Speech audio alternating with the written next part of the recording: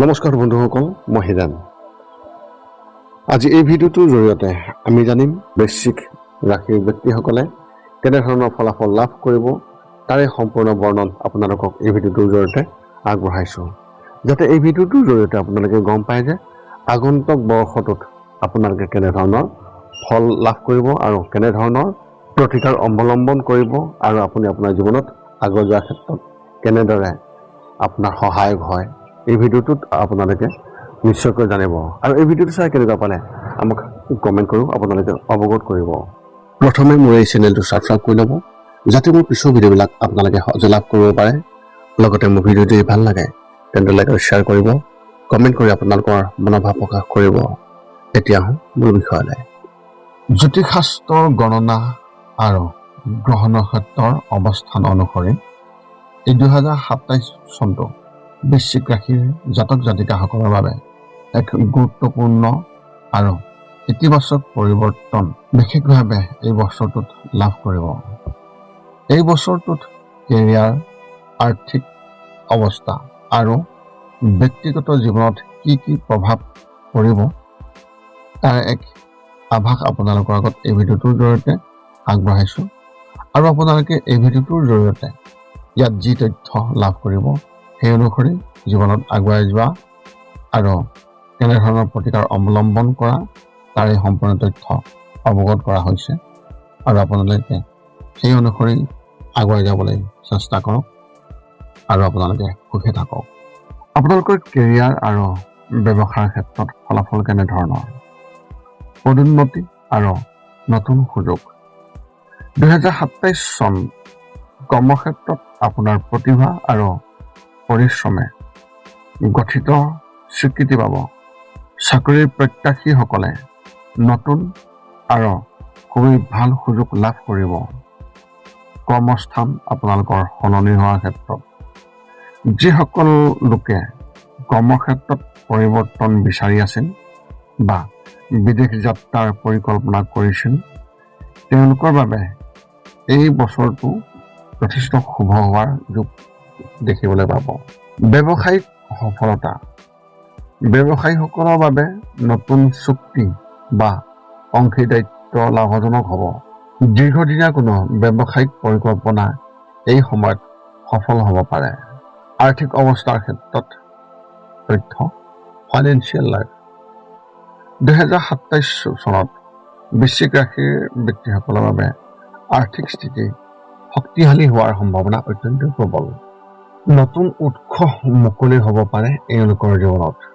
এই 2027 বৰ্ষত পৈতৃক সম্পত্তি লাভ বা বিনিয়োগৰ পৰা লাভৱান হোৱাৰ সম্ভাৱনা অত্যন্তই প্ৰবলভাৱে দেখিবলৈ পাব।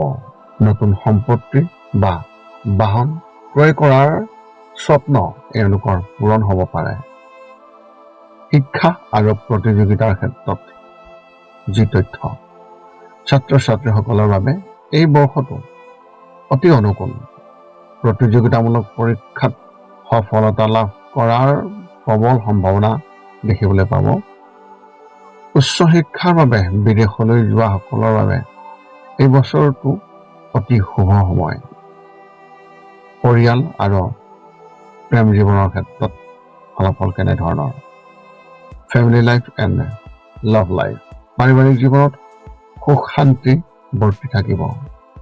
ঘৰত কোনো শুভ বা মাংগলিক কাৰ্যৰ আয়োজন হ'ব পাৰে।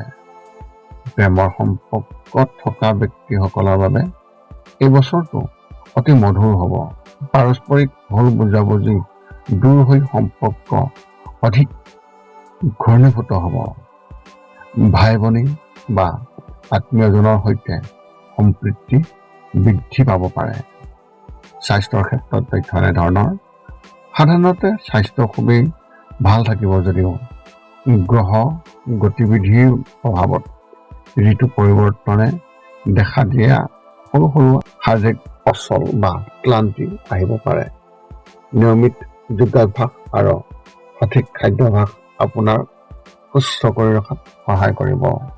ইয়াতে আপোনালোকক এক বিশেষ কথা কওঁ, সেই কথাটো হৈছে এনেধৰণৰ যে আপুনি আপোনাৰ জীৱনত এই 2027 বৰ্ষত সঠিক ফল লাভ কৰিবলৈ হ'লে আপোনাৰ লগত থকা জন্ম লগ্ন তালিকাৰ যি চাৰ্ট অৰ্থাৎ লগ্ন তালিকাৰ যিখন সেইখন আপোনালোকে এজন আপোনালোকৰ ওচৰত থকা অভিজ্ঞ জ্যোতিষীৰ দ্বাৰা আপোনালোকে একবাৰ এনালাইচিছ কৰি চাওক। কাৰণ তাতে আপোনালোকে সম্পূৰ্ণৰূপে দেখিবলৈ পাব যে আপোনাৰ বৰ্তমান চলি থকা যি বৰ্ষ বা এই বৰ্ষ যদি শেষ হ'বলৈ গৈছে তেন্তে আপোনাৰ যি বৰ্ষ চলি থাকিব সেই বৰ্ষ অনুসৰি যি প্ৰতিকাৰ সেই প্ৰতিকাৰ আপোনালোকে অৱলম্বন কৰক আৰু সেই সময়ত আপোনালোকে সঠিকভাৱে সঠিক ফলাফল লাভ কৰিব আৰু সেই ফলাফলে আপোনালোকক জীৱনত আগুৱাই যোৱাত অত্যন্তৰূপে সহায় কৰিব। এতিয়া আপুনি সকলো তথ্য লাভ কৰাৰ পিছত এই 5টা কাম কৰিবলৈ আপুনি যিমান পাৰি চেষ্টা কৰক। সৰ্বপ্ৰথমটো হৈছে আপুনি আপোনাৰ শৰীৰটো সুস্থ কৰি ৰাখিবলৈ দৈনিক যোগাসন কৰক, য'ত মূলতঃ 10 মিনিটৰ বাবে ওমকাৰ মন্ত্ৰ, 10 মিনিটৰ বাবে কপালভাতি আৰু 10 মিনিটৰ বাবে অনুলোম বিলোম। ইয়াৰ লগে লগে আপোনাৰ শাৰীৰিক আৰু মানসিক স্বাস্থ্য একেবাৰে নিখুঁত হৈ থাকিব। 2 নম্বৰতে হৈছে ৰাতি শোৱাৰ আগতে নিস্তব্ধ আৰু নিৰ্জন ঠাইত 10 পৰা 20 মিনিট ধ্যান কৰিব লাগে। ইয়াৰ দ্বাৰা 2টা উপকাৰ পোৱা যায়। এটা হ'ল আপুনি ভাল টোপনি পাব আৰু দ্বিতীয়টো হৈছে পিছদিনা আপুনি সতেজ অনুভৱ কৰিব। ধ্যান কৰি থাকোঁতে মধ্যমীয়া শব্দৰ শান্ত সংগীতো আপুনি শুনিব পাৰে।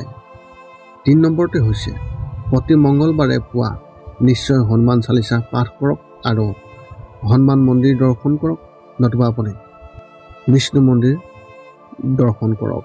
ইয়াৰ দ্বাৰা আপোনাৰ আৰু আপোনাৰ পৰিয়ালৰ যিকোনো সদস্যৰ সংকট দূৰ হ'ব আৰু সদায় সুখ আৰু শান্তি থাকিব।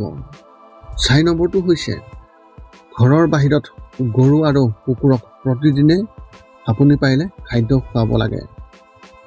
খাদ্য খোৱাওক আৰু যদি পাৰে চৰাই চিৰিকটি আদিকো খাদ্য আৰু পানীৰ যোগান ধৰক। এই পৃথিৱীখন যিমান আমাৰ সিমানেই সিহঁতৰো। নিতৌ ইহঁতক খুৱাই আমি তেওঁলোকৰ পৰা এক আশীৰ্বাদ লাভ কৰিব পাৰোঁ আৰু আমাৰ ওপৰত থকা গ্ৰহবোৰৰ কুপ্ৰভাৱ দূৰ হ'ব।